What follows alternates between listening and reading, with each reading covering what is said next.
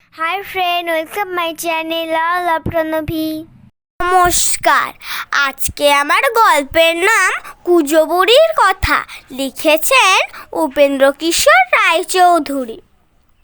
এক যে ছিল কুজো বুড়ি, সে লাঠি ভর দিয়ে কুজো হয়ে চলত, আর তার মাথাটা খালি ঠক ঠক করে নড়ত। বুড়ির দুটো কুকুর ছিল, একটার নাম রঙ্গা আর একটার নাম ভঙ্গা। বুড়ি যাবে নাতনির বাড়ি, তাই কুকুর দুটোকে বলল, তোরা যেন বাড়ি থাকিস, কোথাও চলে টলে যাস নে।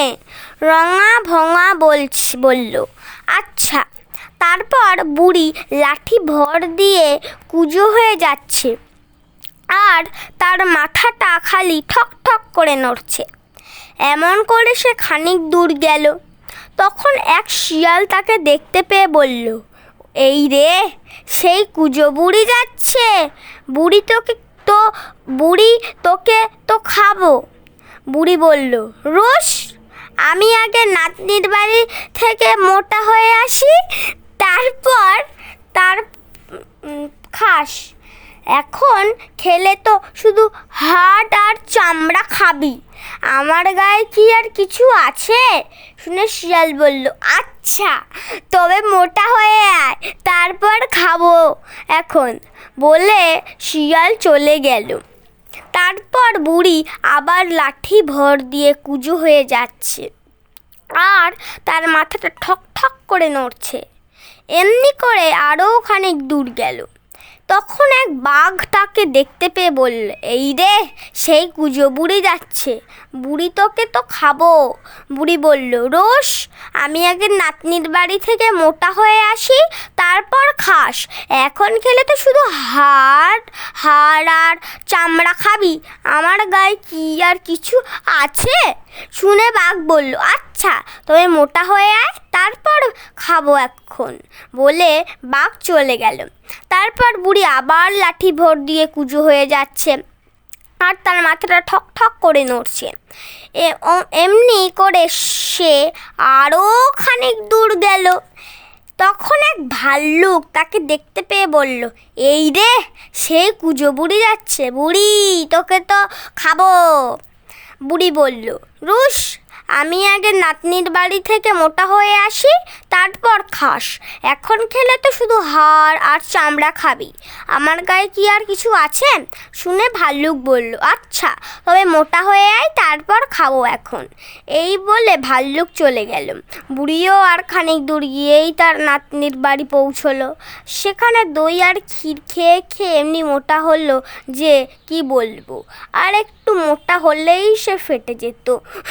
তাই সে তার নাতনিকে বলল, ওগো নাতনি, আমি তো বাড়ি চললুম, এবারে আর আমি চলতে পারবো না, আমাকে গড়িয়ে যেতে হবে। আবার পথে ভাল্লুক, বাঘ আর শিয়াল হাঁ করে বসে আছে, আমাকে দেখতে পেলেই ধরে খাবে। এখন বল দেখি কি করি? নাতনি বলল, ভয় কি দিদিমা, তোমাকে এই লাউয়ের খোলটার ভিতরে পুরে দেব, তাহলে বাঘ ভাল্লুক বুঝতেই পারবে না, তোমাকে খেতেও পারবে না। বলে সে বুড়িকে একটা লাউয়ের খোলার ভিতর পুরে তার খাবার জন্য চিড়ে আর তেঁতুল সঙ্গে দিয়ে হেইয়ো বলে লাউয়ের ধাক্কা দিলে, আর লাউ গাড়ির মতন গড়গড়িয়ে চলল। লাউ চলেছে আর বুড়ি তার ভিতর থেকে বলছে, লাউ গড় গড়, লাউ গড় গড়, খাই চিড়ে আর তেঁতুল, বিচি ফেলি টুল টুল, বুড়ি গেল ঢের দূর। পথের মাঝখানে সেই ভাল্লুক হাঁ করে বসে আছে বুড়িকে খাবে বলে। সে বুড়ি টুরি কিছু দেখতে পেল না, খালি দেখলো একটা লাউ গড়িয়ে যাচ্ছে। লাউটাকে নেড়ে চেড়ে দেখলে বুড়িও নয়, আবার খাবার জিনিসও নয়, আর তার ভিতর থেকে কে যেন বলছে, বুড়ি গেল ঢের দূর। শুনে সে ভাবলো বুড়ি চলে গিয়েছে। তখন সে ঘোক করে তাতে দিলে এক ধাক্কা ধাক্কা, আর সেটা গাড়ির মতন গড়গড়িয়ে চলল। লাউ চলছে আর বুড়ি তার ভিতর থেকে বলছে, লাউ গড়গড়, লাউ গড়গড়, খাই চিড়ে আর তেঁতুল, বিচি ফেলি টুল টুল, বুড়ি গেল ঢের দূর। আবার খানিক দূরে বাঘ বসে আছে বুড়িকে খাবে বলে। সে বুড়িকে দেখতে পেল না, খালি দেখলো একটা লাউ গড়িয়ে যাচ্ছে। সেটাকে নেড়ে নেড়ে দেখলো, বুড়িও নয়, খাওয়া জিনিসও নয়, আর তার ভিতর থেকে কে যেন বলছে, বুড়ি গেল ঢের দূর। শুনে সে ভাবলো বুড়ি চলে গিয়েছে। তখন সে ঘট করে তাতে দিল এক ধাক্কা, আর সেটা গাড়ির মতন গড়গড়িয়ে চলল। লাউ চলেছে আর বুড়ি তার ভিতর থেকে বলছে, লাউ গড়গড়, লাউ গড়গড়, খাই চিড়ে আর তেঁতুল, বিচি ফেলি টুল টুল, বুড়ি গেল ঢের দূর। আবার খানিক দূরে সেই শিয়াল পথের মাঝখানে বসে আছে।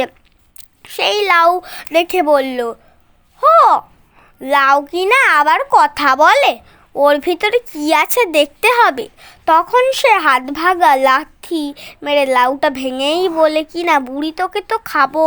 বুড়ি বলল, খাবি বই কি, নইলে এসেছি কি করতে, তা আগে দুটো গান শুনবি নি? বুড়ি বলল, তবে ভালোই হলো, চল ও এই ঢিবিটায় উঠে গাইব এখন। বলে বুড়ি সেই ঢিবির ওপরে উঠে সুর ধরে চেঁচিয়ে বলল, আয় আয় রঙ্গা ভঙ্গা তুই। এমনি বুড়ির দুই কুকুর ছুটে এসে একটা ধরলো শিয়ালের ঘাড় আর একটা ধরলো তার কোমর। ধরে টান কি টান, শিয়ালের ঘাড় ভেঙে গেল, কোমর ভেঙে গেল, জিভ বেরিয়ে গেল, প্রাণ বেরিয়ে গেল, তবু তারা টানছেই খালি টানছে। নমস্কার, please like, share and subscribe my channel. See you in my next video. Ta ta, bye bye, see you.